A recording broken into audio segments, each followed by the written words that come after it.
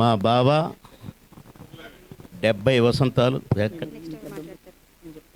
అడ్డం ఉండకూడదుగా బావకి. ఏం బావ, మా బావకు హ్యాపీ బర్త్డే బావ. Many many happy returns of the day. God bless you బా. మా జర్నీ వర్ణనాతీతమైన జర్నీ. అసలు నేను ఒక షూటింగ్కి వెళ్ళాను. బిగినింగ్లో నేను ఉద్యోగిగా వచ్చాను హైదరాబాదు. ఆ షూటింగ్లో పరిగెత్తమన్నారు, పరిగెత్తాను. అటు కదా ఇటు అన్నారు. What is this? నేను ఒక ఆఫీసర్ ఉద్యోగం చేసుకుంటూ ఈ సినిమాలో దేవదు, నో యాక్టింగ్ అని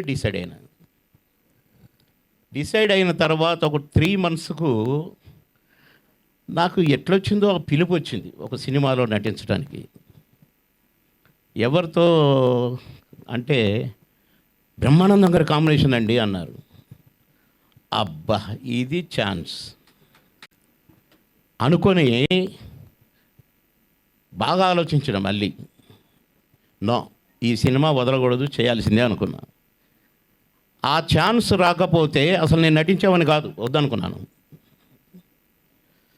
సరదాగా నాటకాలు వేసేది, స్టూడెంట్గా బయట నాటకాలు వేసేది, ఓకే అనుకున్నాను.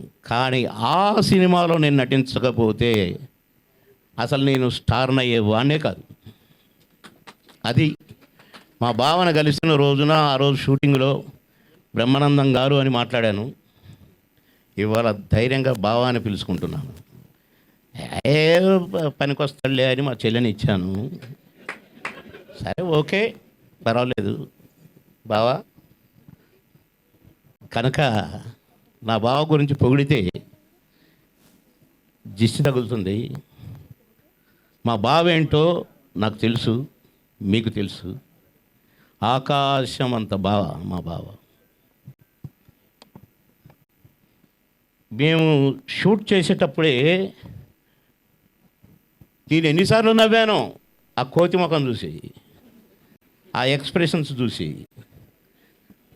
మేము ఎంజాయ్ చేస్తూ నటించాము. నాకంటే సీనియర్ అని నేను ఎప్పుడూ అనుకోలేదు. అంత బాగా కలిసిమెలిసి ఒక ఫ్యామిలీ మెంబర్స్ లాగా.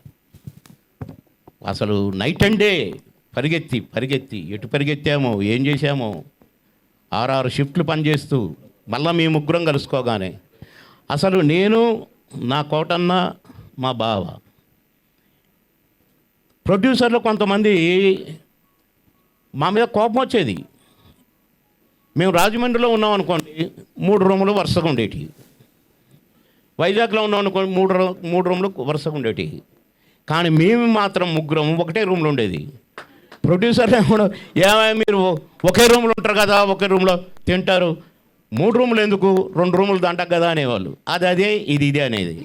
కరెక్ట్గా భోజనాలు అయిపోయి ఇక మా గోలంతా అయిపోయాక, గోలంత అంటే తాగుడు గీగుడు అనుకున్నారు. ఇక మా అల్లరి ఎంజాయ్ చేసి చాలేరా అని ఆయన అనేవాడు, ఏరే కోట అని ఈయన అనేవాడు. మధ్యలో నేను ఎంతో జాయ్ఫుల్గా ఉండేది మా షూటింగ్. మేము ఎంత అలసిపోయినా కూడా అలసట మాకు వచ్చేది కాదు, మేము ముగ్గురం ఉంటే. అలా ఎన్ని మా బావతో జ్ఞాపకాలను చెప్తే మీకు బోరు కొట్టుద్ది. ఏంటి ఈ సోదబాబం అని అనుకుంటారు. కాబట్టి నేను ముగిస్తూ నా బావని మరొకసారి ఆ భగవంతుడు దీవించాలి. నిండు నూరేళ్ళు నా బావ, నా చెల్లి నిండు నూరేళ్ళుండి ఇంకా ఎందరికో ఆదర్శంగా మా బావ 100కు పైనే జీవించాలి, ఆయురారోగ్యాలతో ఉండాలి అని కోరుకుంటూ సెలవు తీసుకుంటున్నాను. నమస్కారం.